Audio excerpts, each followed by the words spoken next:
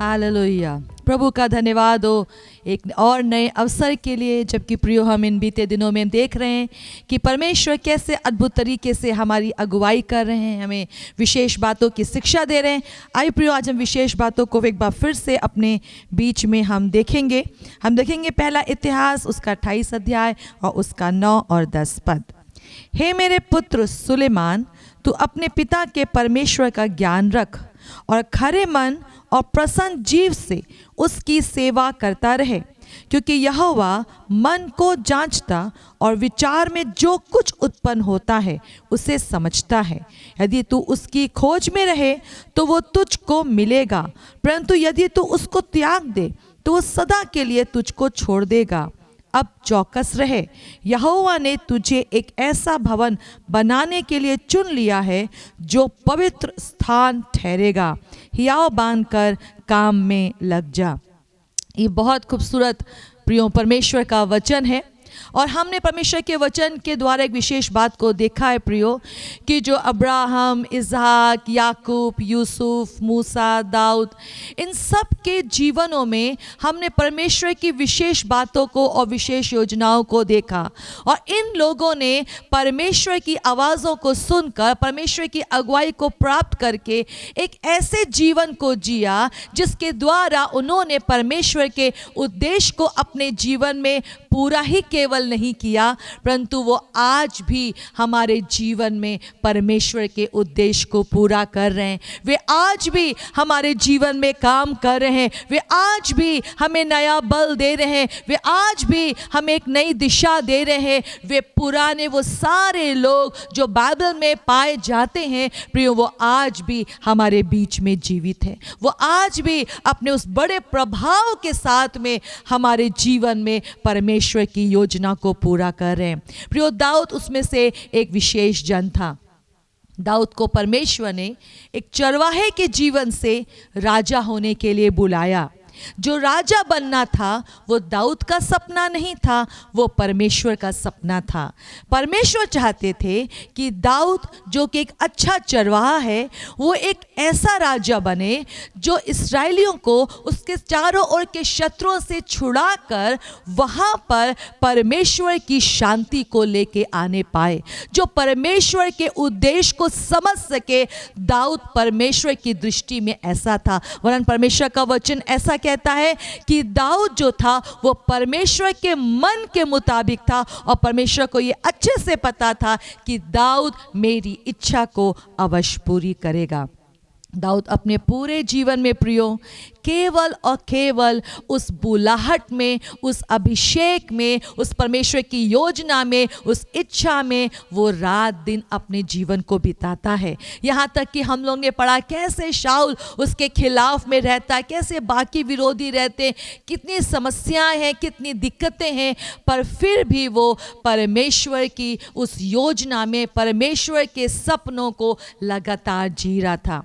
फिर हम पाते हैं प्रियो कि काफ़ी समय के बाद में जब दाऊद बुजुर्ग होने लगा, और दाऊद की एक विशेष इच्छा थी प्रियो कि वो परमेश्वर का भवन बनाए। उसके वचन में ऐसा लिखा कि उसके चरणों की चौकी के विश्राम स्थान को बनाया। मतलब जब मैं परमेश्वर के इस वचन के हिस्से को पढ़ी, मतलब इतना सुंदर बात कि वो महामहिम राजाओं का राजा, उसके चरणों की चौकी का विश्राम स्थान, ये दाऊद बनाना चाहता था। दाऊद का सपना था जिसके लिए वो जिंदगी भर जिया, जिस परमेश्वर की इच्छा को उसने जिंदगी भर पूरा किया, वो उसके लिए कुछ करे। वो पवित्र स्थान, परमेश्वर की महिमा का स्थान बनाना चाहता था।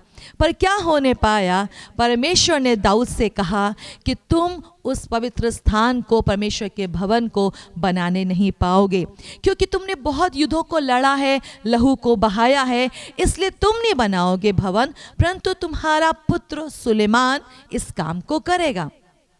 एक अफसोस की बात यहाँ पर ये लगती है, दाऊद जिस कारण से आज ठुकराया जा रहा है या उसको इस उद्देश्य से अलग किया जा रहा है कि वो पवित्र स्थान नहीं बनाएगा, वो परमेश्वर के भवन को नहीं बनाएगा। क्यों? क्योंकि उसने बहुत युद्ध को लड़ा है, बहुत लहू बहाया है, बहुत कुछ ऐसा किया है जिसके अनुसार वो परमेश्वर के भवन को बना नहीं सकता। और ये जो उसने किया, ये दाऊद की अपनी इच्छा नहीं थी, वो परमेश्वर की इच्छा थी, वो परमेश्वर की योजना थी, जिसके लिए परमेश्वर ने दाऊद का अभिषेक किया था कि वो एक राजा बनकर इन सारे कार्यों को करे। जब दाऊद ने इन सारी बातों को सुना, बहुत प्यारी बात प्रियो, कि वो नकारात्मक नहीं हो गया, वो परमेश्वर से नाराज नहीं हो गया कि आपकी तो वजह से आज मैं अपने सपने को पूरा नहीं कर पा रहा, आपकी वजह से आज मैं इस खुशी को पूरा नहीं कर पा रहा, आपकी वजह से तो आज मैं इस जगह आ गया जहाँ पे मैं सब कुछ करने पर भी, सब कुछ बातों में सक्षम होने पर भी इस सपने को पूरा नहीं कर सकता। प्रियो, दाऊद नाराज नहीं हुआ, क्योंकि दाऊद दाऊद है, दाऊद दाऊद है, और परमेश्वर का दाऊद को चुना जाना यहाँ पर सही साबित होता है। दाऊद ने एक विशेष काम किया। प्रियो, परमेश्वर का वचन बहुत खूबसूरत है, और सबसे सुंदर बात यह है कि वो उसने परमेश्वर के हर एक जन की विशेष विशेष बातों को, उपलब्धियों को, मजबूतियों को, कमजोरियों को, निर्बलताओं को, योगदानों को इतने खूबसूरती से लिखा है, जो कि हमको एक परिवर्तित, सुंदर, सामर्थी जीवन जीने के लिए बहुत मदद करती है। प्रिय, अगर परमेश्वर के वचन को देखें, उसने कुछ ऐसा किया दाऊद ने कि जो भवन सुलेमान को बनाना था, उसने उसकी पूरी तैयारी की। जबकि दाऊद को पता था कि अगर परमेश्वर सुलेमान को भवन बनाने के लिए अलग कर रहे हैं, चुन रहे हैं, बुला रहे हैं, तो वो जब तक अपने उद्देश्य को पूरा नहीं कर लेंगे, वो हमेशा सुलेमान के साथ में रहेंगे। कैसा बनना है, कैसी दीवारें होनी है, क्या क्या कौन सी बनावट वहाँ पे आनी है, हर एक बात की तो योजना परमेश्वर के पास में थी। परमेश्वर बहुत समझदार है, और परमेश्वर हमेशा से अच्छे से काम को करते चले आए हैं। दाऊद को ये पता था, फिर भी दाऊद ने वहाँ पर कुछ विशेष काम किए। हम इसको देख सकते हैं पहला इतिहास उसके 28 अध्याय और उसके 11 और 12वें पद में। तब दाऊद ने अपने पुत्र सुलेमान को मंदिर के उस सारे कोठरियों, भंडारों, अटारियों, भीतरी कोठरियों और प्रायश्चित के ढकने के स्थान का नमूना, और यहोवा के भवन के आंगनों और चारों ओर की कोठरियों और परमेश्वर के भवन के भंडारों के जो जो नमूने ईश्वर की आत्मा की प्रेरणा से उसको मिले थे, वे सब दे दिए सुलेमान को। अब यहाँ पर प्रश्न ये उठता है, जब ये काम दाऊद को करना नहीं था, तो दाऊद के पास में इस बात का ब्लूप्रिंट कहाँ से आया? दाऊद के पास में इन तमाम बातों का ब्यौरा कि कैसे अटारियों को होना है, कैसे कोठरियों को बनना है, कैसे कमरों को होना है, भीतरी इवन कोठरी को कैसे बनना है। प्रियो, दाऊद के पास में पूरे नमूने के साथ में चीज़ें पहले से थीं। क्यों आखिर परमेश्वर ने दाऊद के ऊपर इन बातों को प्रकट किया, जबकि दाऊद को उसे तो बनाना ही नहीं था? अगर परमेश्वर ने सुलेमान को अलग किया है, उसको ठहराया है कि वो इस कार्य को करेगा, तो उसके पास में ऑलरेडी विशेष योजना होगी कि सुलेमान उन बातों को जाने और उसके आधार पर उन चीज़ों को बनाए। पर हम यहाँ पे देखते हैं, जिसको भवन नहीं बनाना है, उसके पास में पूरी विस्तार के साथ में योजना है, ब्यौरा है।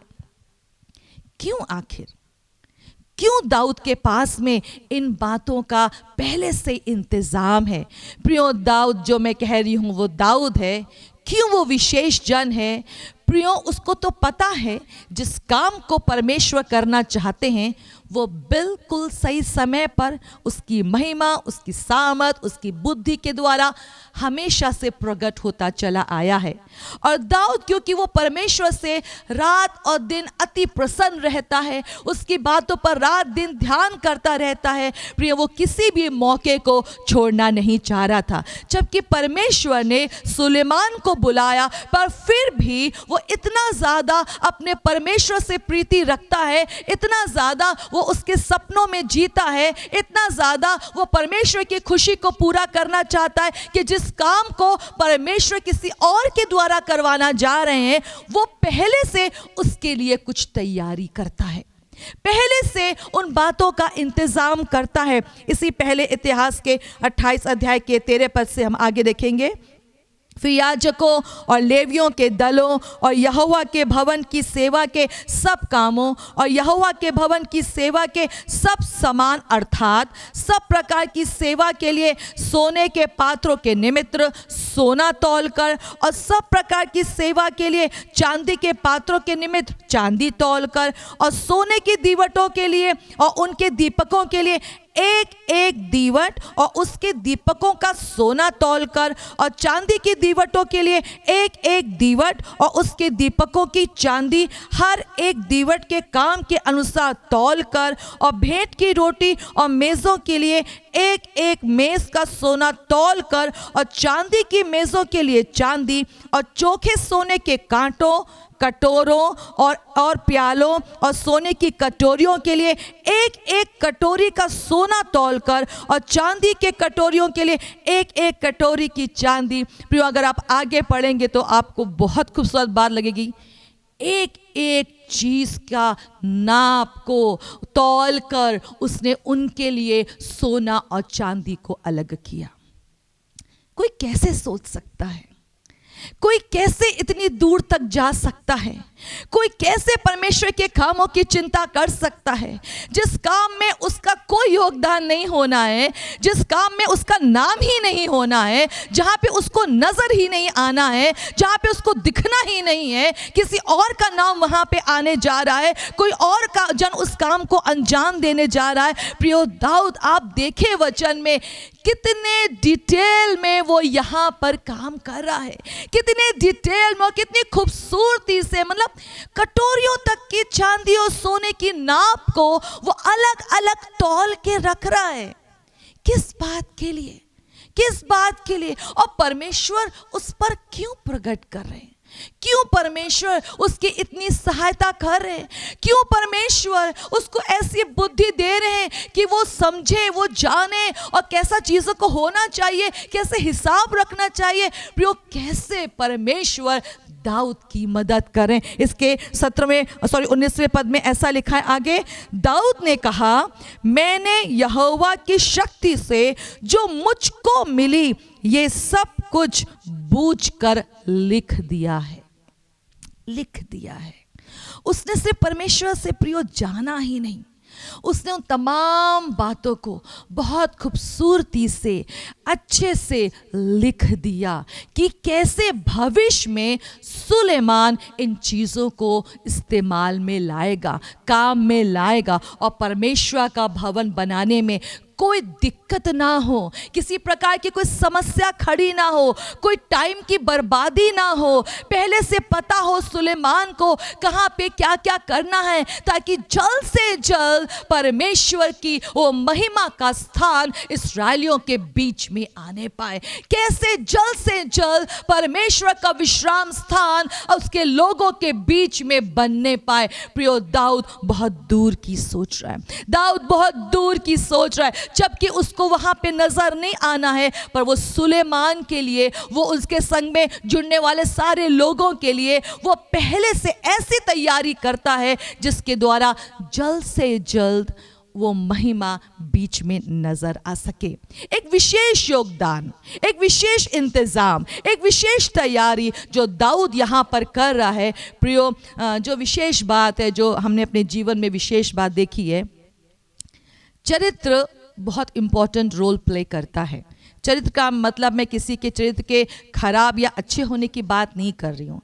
जो हमारी सोच है, जो हमारा नज़रिया है, जो परमेश्वर को देखने का नज़रिया है, इवन जो अपने मान सम्मान को जो देखने का नज़रिया है, जो हमारी अपनी महिमा को जो देखने का नज़रिया है। आप दाऊद के जीवन से देखें, जिस बात में उसका नाम ही नहीं आना है, पर वो क्योंकि काम परमेश्वर की इच्छा से जुड़ा है, वचन को पूरा होने से जुड़ा है, दाऊद उसको पूरी खुशी के साथ में कर रहा है, पूरे मन से कर रहा है, डिटेल में एक एक बात की तैयारी कर रहा है। और वचन में तो ऐसा लिखा प्रियो, उसने जब सारी लड़ाइयों को लड़ा था, उसने सोना और चांदी जो कुछ वो लूट में पाता था, वो परमेश्वर के भवन के लिए, उसकी तैयारी के लिए, उसकी महिमा के लिए वो पहले से अलग रख रहा था।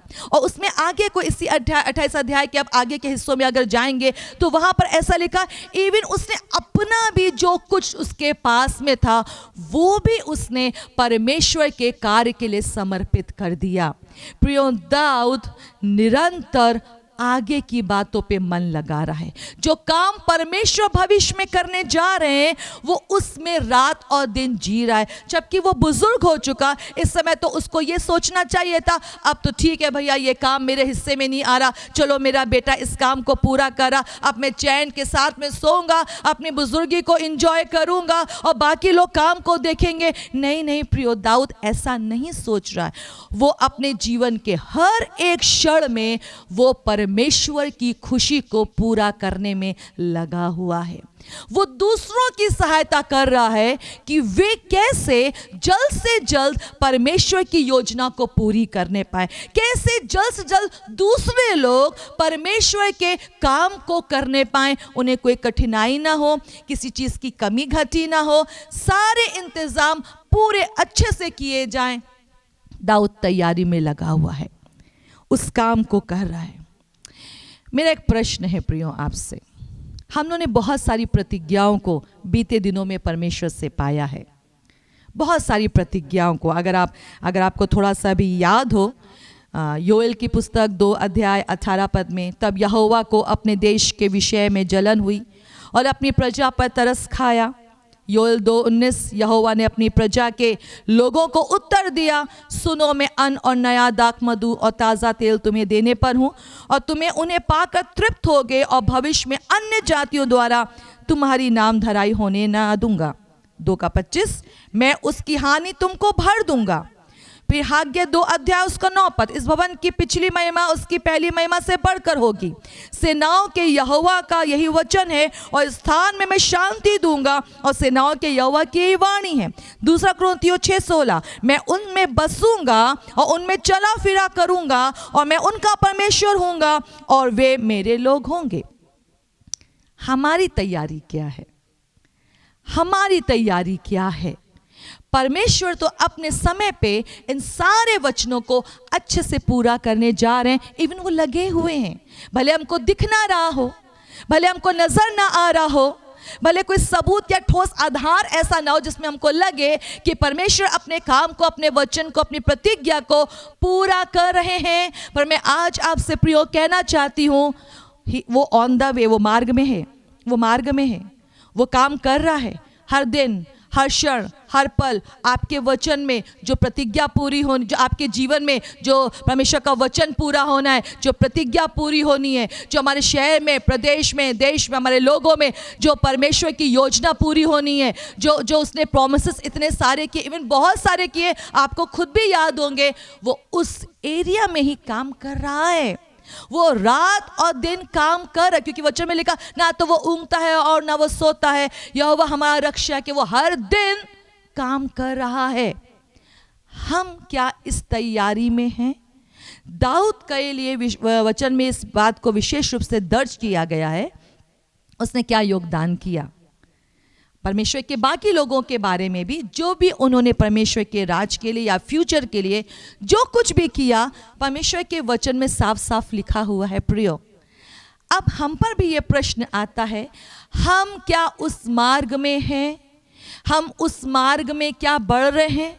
क्या हमने उस मार्ग की तैयारी की है?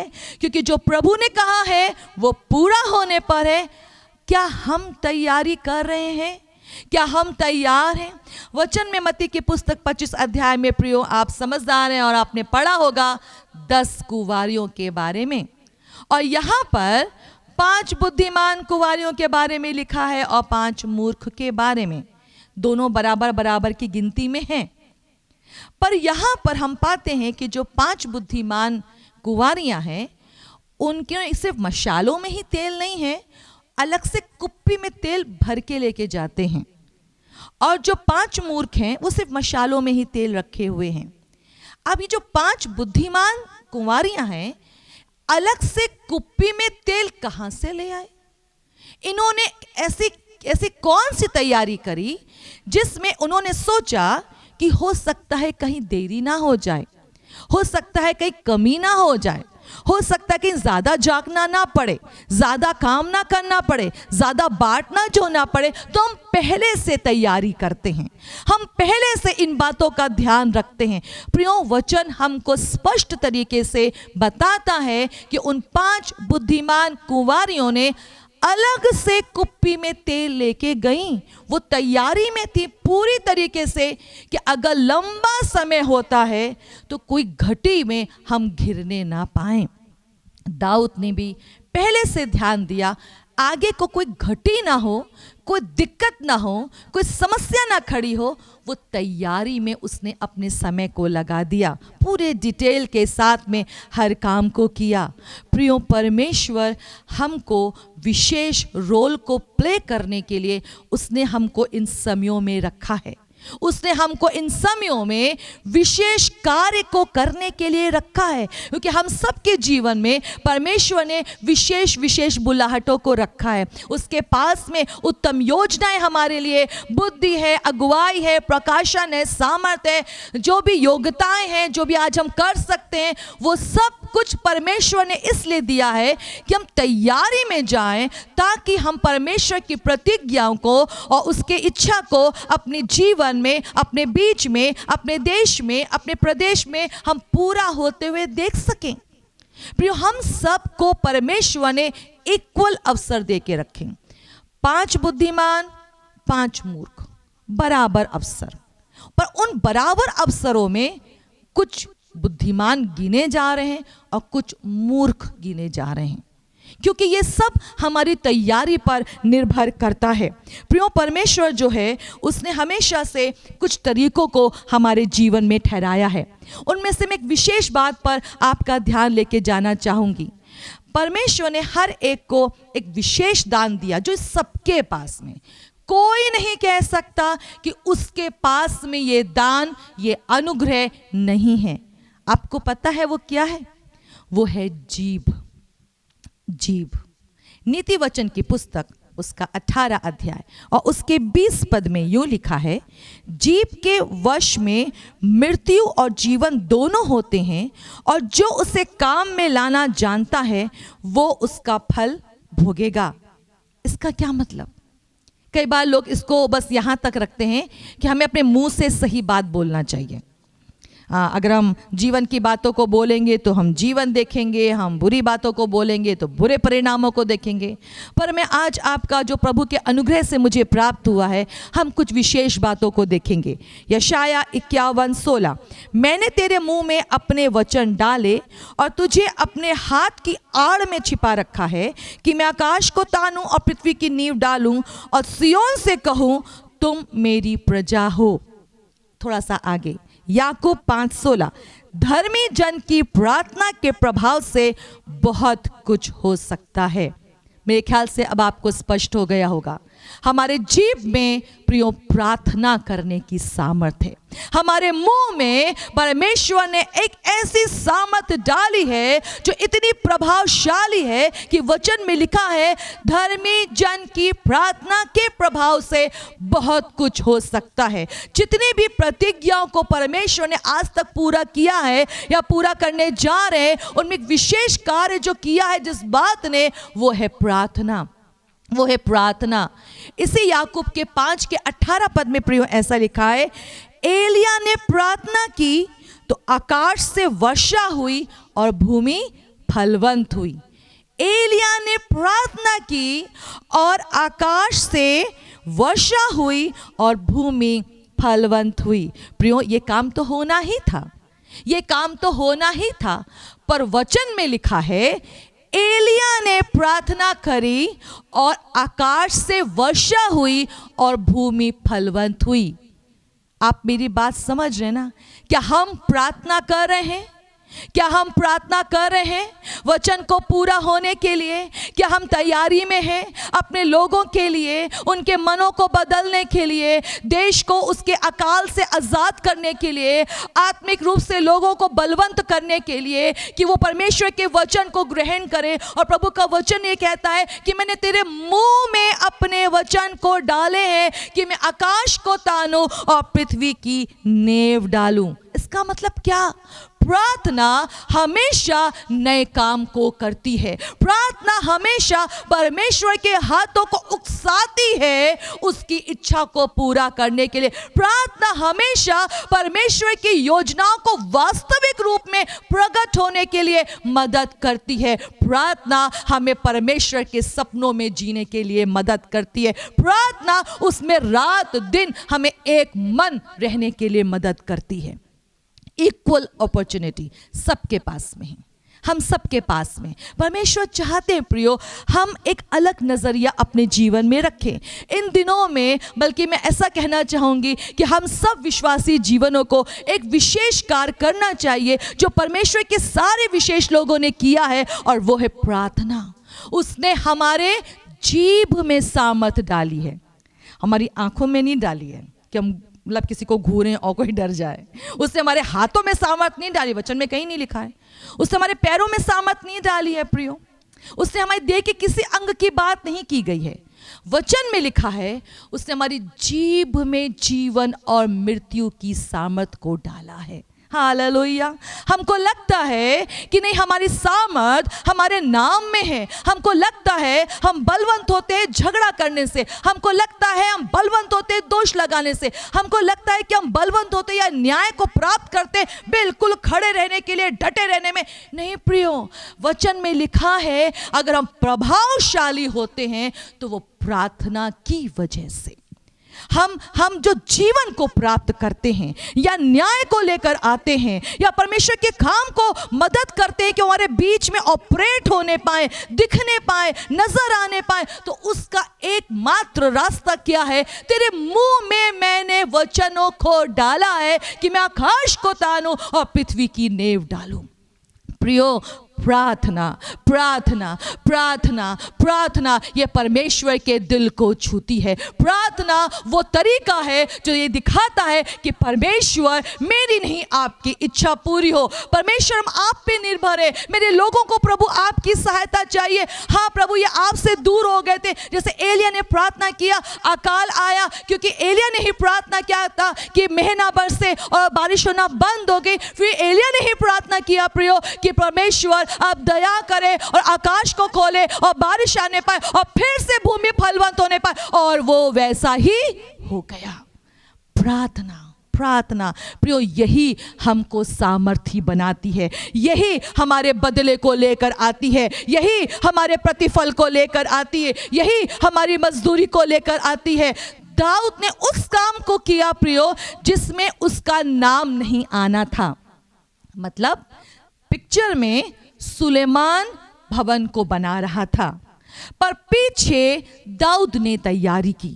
हो सकता है आप अपने देश के उद्धार के लिए, अपने प्रियों के उद्धार के लिए, उनके जीवन के लिए, नरक से बचाने के लिए, एक जीवन को बदलने के लिए, जो भटक गए हैं, जिन्होंने प्रभु को छोड़ दिया है, उनको वापस फेर लाने के लिए हम रात दिन प्रार्थना में और कहीं से नजर नहीं आता। प्रियो, मैं कहना चाहती हूँ अगर आप इस प्रार्थना का इस्तेमाल करेंगे, प्रभु का वचन स्पष्ट रूप से बताता है दाऊद ने ये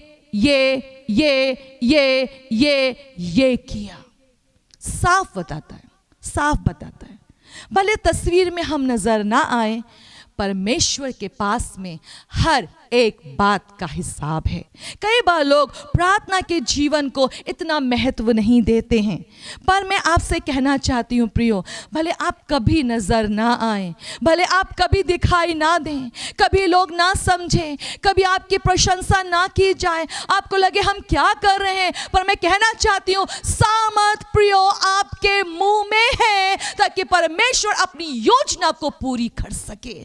सामर्थ जो है वो आपके जीभ में है, जीभ में है। ये कैसे चीजें सामने आएंगी, परमेश्वर के कार्य कैसे प्रकट होंगे, नया अन्न, नया दाख मधु, नया तेल, कैसे कैसे परमेश्वर सारी हानि को भरपाई करेंगे, कैसे मेरे बच्चे, कैसे मेरे लोग पवित्र आत्मा से परिपूर्ण होंगे, कैसे कलीसिया शारीरिक कलीसिया से हटकर आत्मिक तेजस्वी कलीसिया बनेगी। प्रियो, तरीका एक है प्रार्थना। तेरे मुंह में मैंने वचन डाले, तेरे जीभ में मैंने सामर्थ डाला। प्रियो, प्रार्थना करें। दुष्ट को यदि दिक्कत है हमसे, तो वो हमारे प्रार्थना के जीवन से दिक्कत है, क्योंकि ये डायरेक्ट परमेश्वर को अप्रोच करती है। प्रार्थना वो एक तरीका है प्रियो, जहां पर परमेश्वर एक एक बात को डिटेल में बताते हैं। दाऊद ने प्राप्त किया, कहां से प्राप्त किया प्रियो?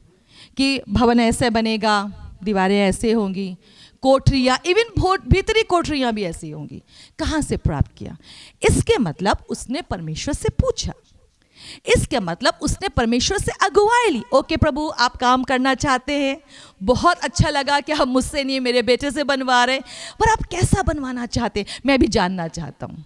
मैं भी जानना, मैं ठीक मैं बना नहीं रहा हूँ, पर मैं भी जानना चाहता हूँ आप कैसे करना मांग रहे हैं, आप कहाँ पे क्या क्या रखना मांग रहे हैं, आप कैसी कटोरी को चाहते हैं, आप कैसे दीवट को चाहते हैं, कैसे धूपदान, मतलब कैसा आप चाहते हैं प्रभु, आप मुझे बताएं। मैं जानना चाहता हूँ प्रभु, मैं चाहता हूँ ताकि मेरा बच्चा अच्छे से उस काम को करने पाए, ताकि मेरे आगे के लोगों को आपका भवन बनाने में दिक्कत ना हो। प्रभु, मैं जानना चाहता हूँ। और प्रियो, उसने पूछा, बूझा, और वचन में लिखा है आत्मा की प्रेरणा से उसने उन चीजों को प्राप्त किया।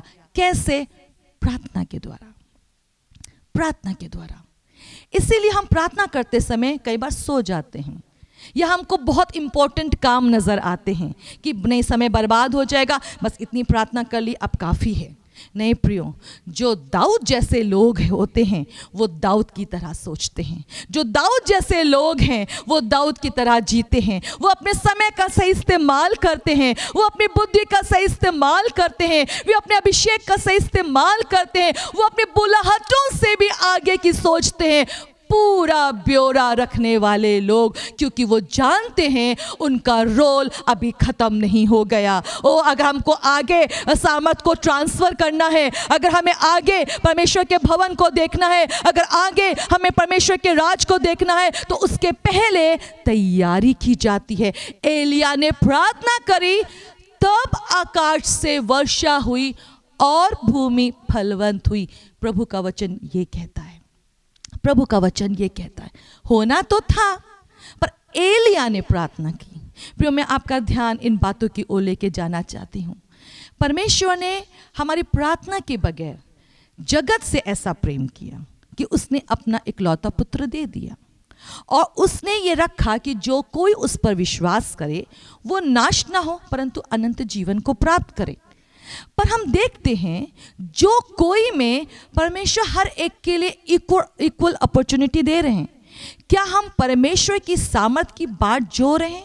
क्या हम प्रतिज्ञाओं पर विश्वास करने के लिए तैयार हैं? क्या हम सच में परमेश्वर से प्रार्थना करें, हाँ प्रभु मेरे ये जन लोग विश्वास करने पाए, मेरे लोगों के मन बदलने पाए। प्रियो, दाऊद के लिए स्पष्ट लिखा, उसने चांदी के बर्तन के लिए चांदी अलग तौल कर, सोने के बर्तन के लिए सोना अलग तौल कर, कटोरी के लिए अलग, कांटों के लिए अलग, सबके लिए अलग अलग तौल के रखा। प्रियो, हमारी प्रार्थनाओं का हिसाब परमेश्वर के पास में है, और ये एक ऐसा सामर्थी हथियार है जो सीधे सीधे प्रभावशाली ढंग से काम करता है, प्रभावशाली ढंग से काम करता है। हम एक और बात को देखेंगे प्रियो, यशाया 51 और उसका 7 पद। यहाँ पे ऐसा लिखा है, हे धर्म के जानने वालों, जिनके मन में मेरी व्यवस्था है, तुम कान लगाकर मेरी सुनो, मनुष्यों की नामधराई से मत डरो, उनके निंदा करने से विस्मित ना हो।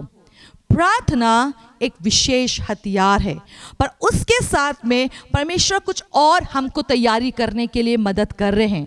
प्रभु का वचन पहले से परमेश्वर ने यशायाह के द्वारा इस बात को कहलवा दिया। यहाँ पे लिखा है, धर्म के जानने वालों, जिनके मन में मेरी व्यवस्था है। फिर मैं आपसे ये नहीं कहने जा रही, क्योंकि प्रभु को पता है हम उससे प्रेम करते हैं। प्रभु को पता है कि हम उसके वचन से बहुत प्यार करते हैं। हमने वचनों को याद किया है, उसको अपने मन में रखा है। पर प्रभु का वचन कुछ आगे की बात को कर रहा है, क्योंकि वो अपनी प्रतिज्ञा को पूरा करने में लगा हुआ है, काम कर रहा है। वो यहाँ पे ये कह रहा है कि तुम कान लगाकर मेरी सुनो। कौन लोग? जो धर्म के जानने वाले हो, जो परमेश्वर के वचन को अपने मन में रखने वाले हैं, जो परमेश्वर की इच्छा को अपने मन में रखने वाले हैं, उनके लिए परमेश्वर का वचन ये कहता है हमको क्या करना है। हमको परमेश्वर की आवाज की ओर, पवित्र आत्मा की ओर कान को लगाना है। कान को लगाना है। यहां साफ लिखा है, तुम कान लगाकर मेरी सुनो। हम खूब वचन पढ़ने पर विश्वास करते हैं, बहुत अच्छा है। हम वचन से बहुत प्रेम करते हैं, बहुत ही अच्छा है। पर यहाँ पे क्योंकि तैयारी की बात हो रही है, हर समय किस समय परमेश्वर क्या कर रहे हैं ये पवित्र आत्मा को पता है। ये पवित्र आत्मा को पता है कब हमको आगे बढ़ना है, कब रुकना है, कब कैसे प्रार्थना करनी है, कब उपवास प्रार्थना में जाना है, कब हमको सच में अकेले होना है, कब हमको दान देना है, कब हमको गवाही देनी है। परमेश्वर का पवित्र आत्मा सब जानता है, क्योंकि उसको पता है कि परमेश्वर पिता क्या कर रहे हैं। इसलिए प्रभु का वचन ऐसा कहता है, क्योंकि वो चाहता है हम अच्छे से तैयारी करें। और कोई भी, क्योंकि वचन में ऐसा लिखा है कि परमेश्वर का वचन का बीज बोया गया तो कोई 30 गुना, कोई 60 गुना, तो कोई 100 गुना फसल लेकर आता है। क्यों ये अलग अलग मापे हैं? क्योंकि लोग जैसे जैसे परमेश्वर को सुनते हैं, मानते हैं, उसके अनुसार चलते हैं, उसके आधार पर वे प्रतिफल को, वो बदलों को, वो महिमा को, वे मुकुट को प्रियो प्राप्त करते हैं। और परमेश्वर ने पहले से यशायाह के द्वारा कहलवा दिया इस बात को कि तुम कान लगाकर मेरी सुनो, मेरी सुनो। जब एकदम से झोंका आता है कि एकदम से दिमाग काम करना बंद कर दिया, एकदम से किसी की कड़वी बात ने दिल दुखा दिया, एकदम से हम दुष्ट की चालों को देखकर डर गए, हम घबरा गए, हमको लगने लगा अरे ये क्या हो रहा है, ये क्यों हो रहा है, इसको तो ऐसा नहीं होना चाहिए था, यहाँ पे कुछ और होना चाहिए था। प्रियो, डरना बंद करें। प्रभु का वचन ये कहता है, क्योंकि डर दूर होता है परमेश्वर की सुनने से। वचन मन में है। हम खूब सुबह भी हमने वचन पढ़ा, दिन में पढ़ा, सोने से पहले भी वचन पढ़ा। प्रिय, पर परमेश्वर का वचन क्या कह रहा है, तरीका क्या है? उन समयों में हमें कान कहाँ लगाना है? परमेश्वर की आत्मा की आवाज की ओर। उन टेंशन की बातों की ओर नहीं, उन चिंता की बातों की ओर नहीं, उन घबराहटों की ओर नहीं, उन कड़वे अंदाजों पर, उन शब्दों पर, दोषों पर नहीं। पवित्र आत्मा इन समयों में हमसे क्या कह रहा है? कान उस पर लगाना है, क्योंकि जो योजना है परमेश्वर की प्रतिज्ञा को कैसे पूरा होते देखा जाए वो पवित्र आत्मा के पास में है। क्योंकि दाऊद ने ही आत्मा की प्रेरणा से सारी बातों को पाया, सारी बातों के ब्यौरे को पाया। प्रियो, परमेश्वर हमको अंधियारे में रखना नहीं चाहते, बिल्कुल नहीं रखना चाहते। इसलिए उसने कहा मत डरो, मत विस्मित हो, कान लगा कर मेरी सुनो। प्रियो, क्यों हम चिंता करें, हम क्यों टेंशन में जाएं, हम क्यों परेशान हो, हम क्यों थके, हम क्यों निराश हो? प्रियो, ये उत्साहित होने का समय है, क्योंकि जो परमेश्वर है वो अपने काम को कर रहा है और उसने पवित्र आत्मा को एक उत्तम सहायक के रूप में हमें दिया है कि हम उसकी सुने। इसलिए दुष्ट क्या करता है? हमको प्रार्थना करने से रोकता है, परमेश्वर की ओर कान लगाने से रोकता है। पर अब और नहीं, क्योंकि हमें तैयारी अच्छे से करनी है। हम वो लोग हैं जो परमेश्वर के वचन से प्रेम करते हैं, उसके वचन को अपने हृदय में रखते हैं, और हमारी इच्छा है हम जल्द से जल्द परमेश्वर के कामों को अपने जीवन में अपने सामने देखें। तो आवश्यकता क्या है? हमको ध्यान देना है पवित्र आत्मा हमसे क्या कह रहा है।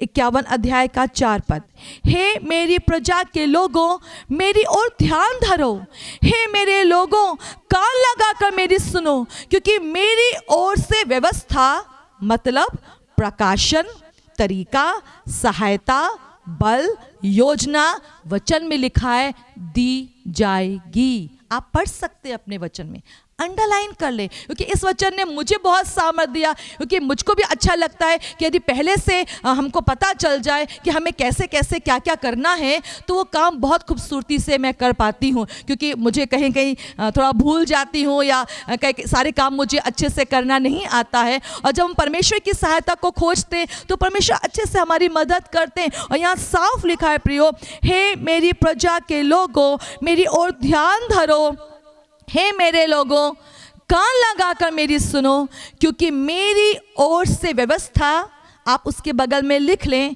प्रकाशन, तरीका, सहायता, बल, योजना दी जाएगी, और मैं अपना नियम देश देश के लोगों की ज्योति होने के लिए स्थिर करूंगा। परमेश्वर इस काम को करने जा रहे हैं, पर वचन क्या कह रहा है, वो हमको वो व्यवस्था देगा जिसके आधार पर वो अपने नियम को देश देश के लोगों की ज्योति होने के लिए स्थिर करेगा, देगा। वचन में यहाँ पे साफ लिखा है, आप प्लीज देखें, मेरे लोगों कान लगाकर मेरी सुनो, क्योंकि मेरी ओर से व्यवस्था दी जाएगी। किसको दी जाएगी?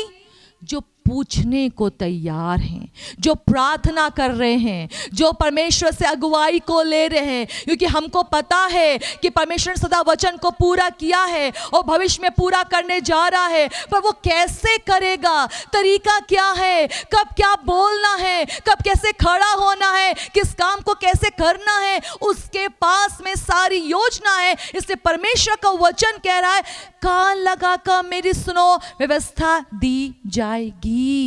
कौन? किसको? जो पूछेंगे, जो बाट जोहेंगे, जो चाहते हैं कि परमेश्वर हमारे बीच में काम करे, जो ये चाहते हैं हाँ प्रभु हमारे बीच में बदलाव आ जाए, सामर्थ आ जाए, पवित्र आत्मा का डेरा होने पाए, परमेश्वर हमारे बीच में नजर आने पाए, हमारे लोग नाश होने से बच जाए, हम अपनी बीमारियों से चंगाई को प्राप्त करने पाए, उसके पवित्रता हमारे बीच में वास करने पाए। पर किन को वो तरीका पता होने पाएगा?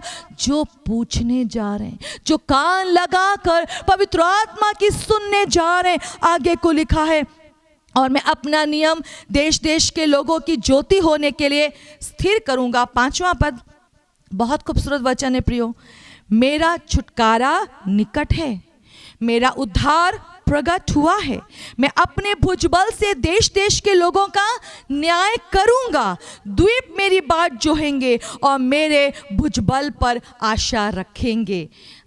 ये ऐसी घाटी है प्रियो, जहाँ पे अनुभवों के ही द्वारा हम जान पाते हैं कि कैसे परमेश्वर ने बीते दिनों में काम किए हैं, और हम उसी के आधार पर हम आगे बढ़कर फिर प्रार्थना पे जाते हैं। और हमको क्योंकि पता होता है पहले परमेश्वर ने कैसे अपने भुजबल को प्रकट किया, कैसे शत्रु को हराया, कैसे हमको खड़ा किया, कैसे हमारे सर को ऊंचा किया, कैसे हमारे दुख को भुलाया, कैसे समय पे अन्न और नया तेल और दाख मधु दिया, हमको पता कैसे उसने हानि भरपाई करी, जबकि वो फिर से एक बड़े काम को करने पर है। और वचन में क्या लिखा यहाँ साफ साफ, मेरा छुटकारा निकट है। क्या हमने तैयारी कर ली है कि हम उस छुटकारे को देखने पाएं? क्या हमने तैयारी कर ली है कि उस छुटकारे के हम भी हिस्सेदार हों? क्या हमने ये तैयारी कर ली है कि जब छुटकारा प्रकट हो तो ये कहा जाए कि हाँ शैली ने ये काम किए हैं?